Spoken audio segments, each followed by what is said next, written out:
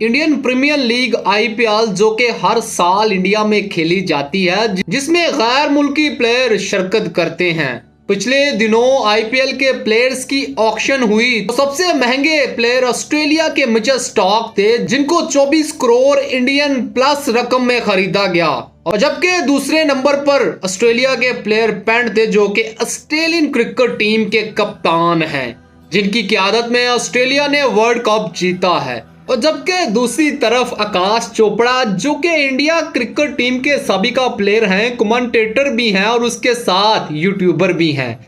वो India cricket team के लिए 2003 से लेकर 2004 तक इंडियन क्रिकेट टीम में खेल चुके हैं। उनका ये कहना था कि अगर बाबर आजम ऑक्शन टेबल पर आते तो वो 75 करोड़ इंडियन प्लस की रकम में खरीदे जाते, शायद इससे भी ज्यादा उनकी बोली लगती। बाबर आजम इस टाइम दुनिया के नंबर 1 बैट्समैन